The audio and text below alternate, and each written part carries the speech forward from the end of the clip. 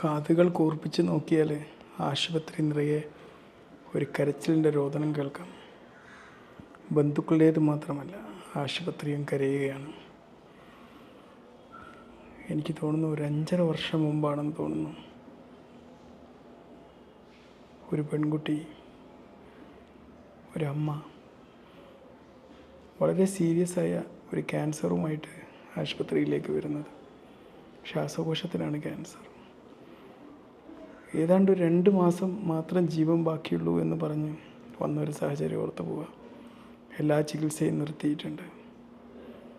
പിന്നെ കുറേ നാടൻ ചികിത്സകൾ അങ്ങനെയൊക്കെ ആയിട്ട് ഇങ്ങനെ നോക്കുകയാണ്. വിശ്വാസമാണ്, ഞങ്ങളുടെ പ്രിയപ്പെട്ട ഒരാളെ മരണത്തിന് വിട്ടുകൊടുക്കില്ല എന്നുള്ള വാശി, മരണം ഞങ്ങളെ കീഴടക്കില്ല എന്നുള്ള വിശ്വാസം. അതിനുവേണ്ടി അവരെ സ്നേഹിക്കുക, അവരെ കൂടെ ചേർത്ത് പിടിക്കുക. എന്നാൽ മരണത്തിന് ജീവന് മുമ്പിൽ നിൽക്കാതെ ഓടിപ്പോകേണ്ടി വരുമെന്ന് തെളിയിച്ച ഞങ്ങളുടെയൊക്കെ സിച്ചി. പലപ്പോഴായി വരുമ്പോഴൊക്കെ വിചാരിച്ചിട്ടുണ്ട്, ചിലപ്പം ഇത് അവസാനത്തെ യാത്രക്കുള്ള തയ്യാറെടുപ്പാകുമോ എന്ന് വിചാരിച്ചിട്ടുണ്ട്. പക്ഷേ അത് ഇന്നാണ്. വർഷങ്ങൾക്കപ്പുറം, എത്രയോ വർഷം ജീവിക്കാൻ അവസരം ലഭിച്ച ഇന്നാണ് ആ ദിവസം. മരണാനന്തരം ഒരു ജീവൻ എവിടെയോ പിറന്നിട്ടുണ്ടെങ്കിൽ ഇന്ന് അവൾ ഇപ്പോൾ ആകാശത്ത് നിന്ന് കൈയടിക്കുന്നുണ്ടാവാം.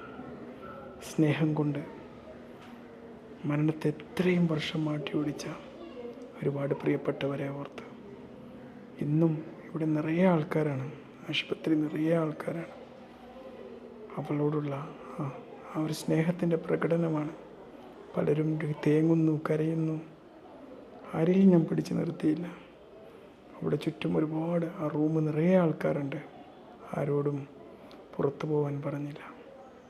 കാരണം പലപ്പോഴും നമ്മൾ എന്ത് നിയമങ്ങൾ വെച്ചാലും, ഒരു ICUവിലേക്ക് കൊണ്ട് ഷിഫ്റ്റ് ചെയ്താലും, വെൻറ്റിലേറ്ററിലേക്ക് ഇട്ടാലും, അവിടെ സ്നേഹത്തിൻ്റെ മരുന്നിൻ്റെ പ്രവാഹം ഉണ്ടെങ്കിൽ അത് തന്നെയായിരിക്കും ഒരു മനുഷ്യന് ഈ ഭൂമിയിലെ അവസാന നിമിഷങ്ങളിൽ ഏറ്റവും കിട്ടുന്ന ആശ്വാസം എന്ന് തിരിച്ചറിഞ്ഞതുകൊണ്ട് ആരോടും നോ എന്ന് പറഞ്ഞില്ല. എല്ലാവരോടും പറഞ്ഞു, സ്ഥിതി അപകടകരമാണ്.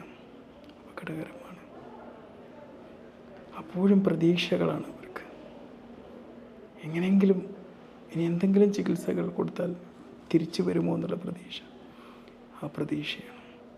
ഇന്നവൾ ഒരസുഖം ഡയഗ്നോസ് ചെയ്തിട്ടും 5.5 വർഷത്തോളം അധികം ജീവിച്ച സംതൃപ്തിയോടെ മറ്റെവിടെയൊക്കെ പിറന്നിട്ടുണ്ടാവും. ഒരു പിച്ചു കുഞ്ഞിയായി ഭൂമിയിൽ ഒരുപാട് സ്നേഹം ആസ്വദിച്ച സംതൃപ്തിയോടെ അവൾ പിറന്നിട്ടുണ്ടാവും. പലതവണ വരുമ്പോഴും വളരെ ക്ഷീണിച്ചാണ് വരിക. 2-ാം ദിവസം ആകുമ്പോഴേക്ക് ചിരിക്കാൻ തുടങ്ങും. 3-ാം ദിവസം ആകുമ്പോഴേക്ക് ഒരുപാട് തമാശകൾ പറയും. ഏതാണ്ട് 4-ാം ദിവസം ആകുമ്പോഴേക്ക് ഇവിടുന്ന് ഡിസ്ചാർജ് ആകും. പിന്നെയും 2-3 ആഴ്ച കഴിയുമ്പോൾ വീണ്ടും വരും. ഇതേ പ്രോട്ടോക്കോൾ തുടർന്നു കൊണ്ടേയിരുന്നു. തമാശകൾ ഒരുപാട് പറയും. അതിനിടയിൽ ഭക്തിയെക്കുറിച്ച് പറയും, എവിടെയോ പ്രാർത്ഥനകൾ ചെയ്തതിനെക്കുറിച്ച് പറയും. ഞാൻ പറയും, പ്രാർത്ഥനകൾക്കൊക്കെ ഫലം കിട്ടും. പ്രാർത്ഥനകൾക്കപ്പുറം സ്നേഹത്തിൻ്റെ ഒരു പ്രവാഹമുണ്ട്. ഭീതിയില്ലാത്ത, ഭയമില്ലാത്ത, നിഷ്കളങ്കമായ മനസ്സുകൊണ്ടുള്ള പ്രാർത്ഥനകൾ എപ്പോഴും ഫലിക്കും. മനസ്സ് നിഷ്കളങ്കമായിരിക്കണം, സന്തോഷകരമായിരിക്കണം. പ്രതീക്ഷകൾ ഒരിക്കലും ഭീതിയിലാവരുത് എന്ന് മാത്രം. മരണത്തിന് ഒതിച്ചൊക്കും ചെയ്യാൻ പറ്റില്ല. പിന്നെ മരണം ആ പ്രതീക്ഷകളും സ്നേഹങ്ങളൊക്കെ അനുഭവിച്ചറിഞ്ഞ് ഒരു സുപ്രഭാതത്തിൽ മരണം പുഞ്ചിരിയോടെ വന്ന് സ്വീകരിക്കും. ഏതായാലും ഞങ്ങളുടെ പ്രിയപ്പെട്ട സഹോദരിയുടെ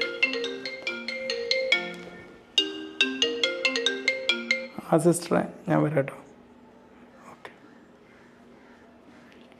ഏറ്റവും നന്മ നിറഞ്ഞ പാതയിലാവട്ടെ, സ്വർഗത്തിലേക്കുള്ളൊരു യാത്രയാവട്ടെ ഈ യാത്ര എന്ന് ഞാൻ പ്രാർത്ഥിക്കുന്നു.